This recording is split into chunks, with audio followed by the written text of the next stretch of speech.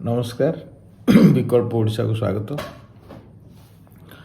अनेक बंधु या भितर जो राष्ट्रपति निर्वाचन को लेकर मोर प्रतिक्रिया जानापी चाहिए से आज वीडियो ओडिशा रे वर्तमान श्रीमती द्रौपदी मुर्मू प्रार्थित्व को लेकर बीजेडी बीजेपी भली रोचक कथबार्ता चली। बीजेपी भाई मैंने कहते जे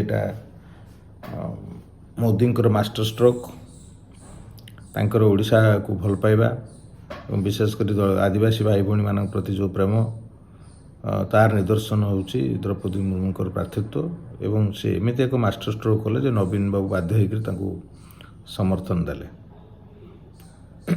उपाय न पाइक। बीजेडी बंधु मैंने कहते जे एटा नवीन बाबू मास्टर स्ट्रोक जे सी मोदी कहले जदि तुम्हें आम समर्थन चाहूच तेज आम राज्य द्रौपदी मुर्मू को जब प्रार्थी कर आम तुमको समर्थन देव। तेणु तर जो नारी सशक्तिकरण कार्यक्रम चली आदिवासी मान प्रति नवीन बाबू जो ममता यहाँ हूँ तार निदर्शन। आम समस्ते जाचे जे एवं किसी लोक जेहेतु माने बहुत आनंदित जो द्रौपदी मुर्मू को प्रार्थी कराई ता भर किसी लोग तो एक भी कहते माटी आग पार्टी पछ क्या कांग्रेस भी समर्थन करने दरकार जेहेतु से माटीर झील।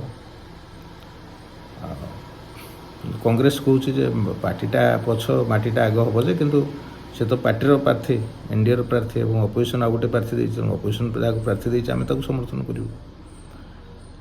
तेणु ये अवस्था चली मुझे कहवा कथा हूँ जो पार्टी माटी कथा मुझे कहूँ मुझे किसी दिन आगु स्लोगान देती पार्टी छाड़ माटी लड़ एवं सेठी जो मुख्यतः जो कथा मुझे से आदिवासी मानक लेकर कथा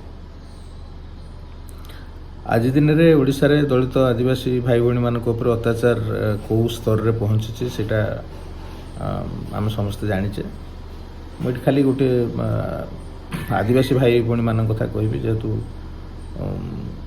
तांको पाई दरद अधिका बोली देखा जाउची। आम राज्यर 1.3 आदिवासी भाई भौणी अछंती सेमानक भितरु 97.6 भाग जंगल रे एवं गाँव रे रहंती बाकी 2.4 भाग जो माने चाकरी बाकरी करिसंती सेमाने सहर अंचल रे रहंती एवं ये जो जंगल एवं जमी उपर निर्भर कर जो लोक गुड़िक चलती से भितर अनेक लोकंकर घर ढीह ना जमी तो अनेक ना घर ढीह ना एवं कोरापुट जिले में जो किसी जगह पट्टा दिखाई कहूँ कि से जमी कौटी कौन लोक मान आदिवासी लोक देखी ना जो मान ना से पट्टा इश्यू कराई जमी कौटी अच्छे से कहीं जानते ना पट्टा किंतु अच्छे तेणु से पट्टा थी ना सहित सामान कहीं जमी ना सरकार निजे कहते 3 लाख परिवार ये भूमिहीन ओडिशा रे माने जदि मोदी बाबूर एनआरसी ये लागू हम तेबे ओडिशा सरकार कहवा अनुसार 3 लाख लोकंर सिटीजनशिप प्रमाणित हो पार ना नागरिकता प्रमाणित हो पार ना कहीं लैंड डॉक्यूमेंट पाखे किसी ना किंतु एटा संख्या यथेष्ट अधिक बहुत अधिक। अच्छा ये जो स्थिति रे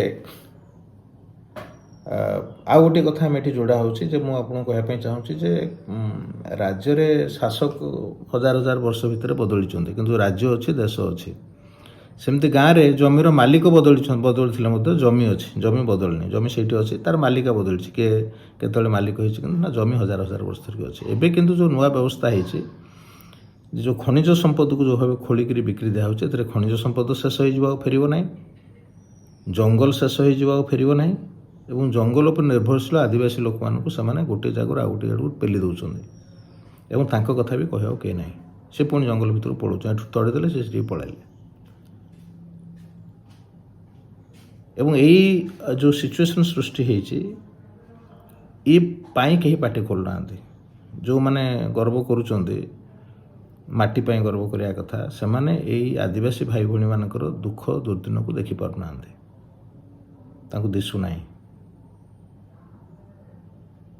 तेणु माटी केतबेले लड़िबा पार्टी को केतबेले छाड़िबा ଏବଂ କେଉଁଥିପାଇଁ ଗର୍ବ କରିବା ସେ କଥା ମୁଁ ଭାବୁଛି ଆମେ ସମସ୍ତେ ଚିନ୍ତା କରିବାର ସମୟ ଆସି ପହଞ୍ଚି।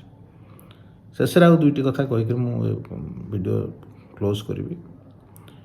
ଆମ ଦେଶର ସମ୍ବିଧାନ ଉପରେ ଅନେକ ପ୍ରଭାବ ବ୍ରିଟିଶ ସମ୍ବିଧାନର ପଡ଼ିଛି, ପଡ଼ିବା ସ୍ୱାଭାବିକ ଯେହେତୁ ସେମାନେ ଶାସନ କରୁଥିଲେ। ତେଣୁ ବ୍ରିଟିଶ ଡେମୋକ୍ରାସି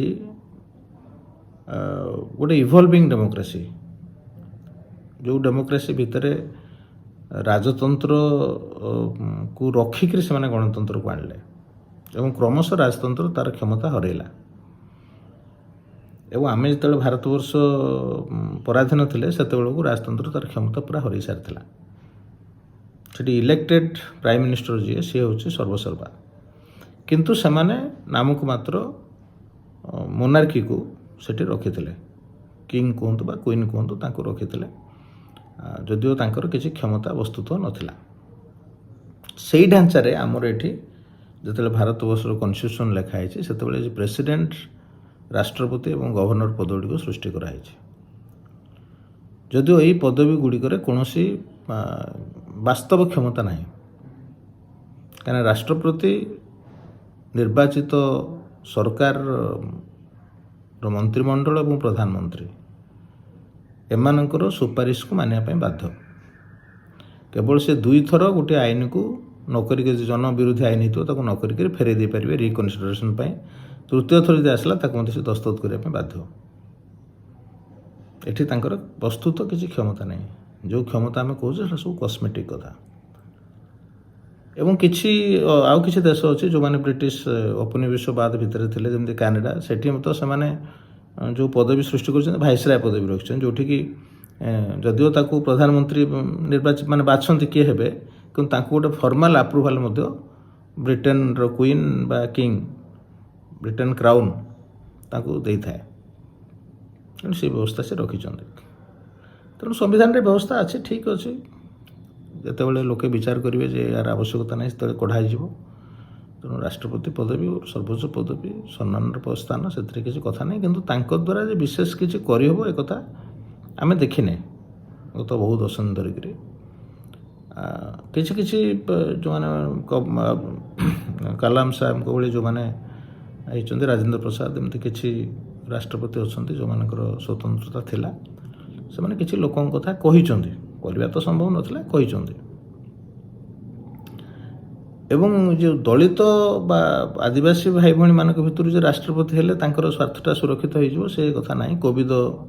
ରାମନାଥ କୋବିନ୍ଦ ତ 5 ବର୍ଷ ଥିଲେ। 5 ବର୍ଷ ଭିତରେ ଭାରତବର୍ଷରେ ଦଳିତ ଲୋକମାନଙ୍କ ଉପରେ ଅତ୍ୟାଚାର ମୋତେ ଲାଗୁଛି ଗତ 70 ବର୍ଷ ଭିତରେ ସବୁଠୁ ବେଶୀ ବଢ଼ିଛି। ଏବଂ ଆଦିବାସୀ ଭାଇ ଭଉଣୀମାନଙ୍କ ପାଇଁ ଯେଉଁମାନେ ଲଢ଼ିଛନ୍ତି, ଆମେ ଦେଖିଲେ କୋରେଗାଁଓ କେସ୍ରେ ଏବେ ଧରା ପଡ଼ିଗଲା। ଆମେରିକାର ସାଇବର ଏକ୍ସପର୍ଟମାନେ କହିଲେ ଯେ ସେଠି ତାଙ୍କ ମେଲ୍ରେ ପ୍ଲାଣ୍ଟ କରାଯାଇଛି, ଯେମିତି ପାଗାସସ୍ ଗୋଟେ ଘଟଣା ଯେମିତି ସବୁ କଥା ଜାଣିବେ, ସେଠି ପ୍ଲାଣ୍ଟ କରିକିରି ତାଙ୍କୁ ବାନ୍ଧିକିରି ଜେଲରେ ପୁରା ହେଲା ଏବଂ ଜଣେ ତାଙ୍କ ଭିତରୁ ମଲେ, 80 ବର୍ଷ 90 ବର୍ଷର ଲୋକ। ଏଇଟା ଆଦିବାସୀମାନଙ୍କ ପ୍ରତି ଦରଦ ଏବଂ ଦଳିତ ଲୋକମାନଙ୍କ ପ୍ରତି ଦରଦର ସବୁଠୁ ଗୋଟେ ବଡ଼ ନମୁନା। ତେଣୁ ଆମେ ଯେଉଁମାନେ ଭାବୁଛେ ଯେ ଗୋଟେ ଗର୍ବର କଥା ବୋଲି, ମୁଁ ଭାବୁଛି ସେମିତି କିଛି ଗର୍ବର କଥା ନୁହେଁ। ତାଙ୍କ ସହିତ ଯେଉଁମାନଙ୍କର ବ୍ୟକ୍ତିଗତ ପରିଚୟ ଅଛି ସେମାନେ ରାଷ୍ଟ୍ରପତି ହେଲେ ସେଠି ଯିବେ, ତାଙ୍କ ପାଖରେ ରହିବେ, ବୁଲାବୁଲି କରିବେ, ଟ୍ୟାକ୍ସ ପେୟର୍ସ ମନିରେ ତାଙ୍କର ସୁବିଧା ମିଳିପାରେ। କିନ୍ତୁ ଓଡ଼ିଶାର ଲୋକଙ୍କର କ'ଣ ଏଥିରେ ଗୋଟେ ବିଶେଷ ଗର୍ବ କଲା ଭଳିଆ ମୋତେ କାହିଁ ଲାଗୁନାହିଁ। ସେ ହେଲେ ଗୋଟେ କ'ଣ ଗର୍ବ ହେଇଯିବ ଏମିତି କିଛି ମୋତେ ଲାଗୁନାହିଁ।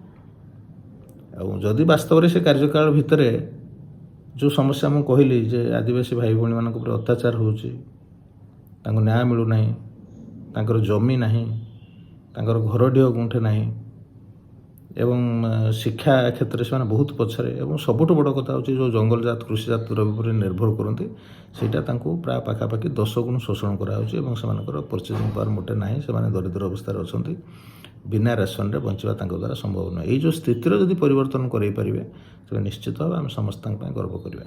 ଧନ୍ୟବାଦ, ନମସ୍କାର।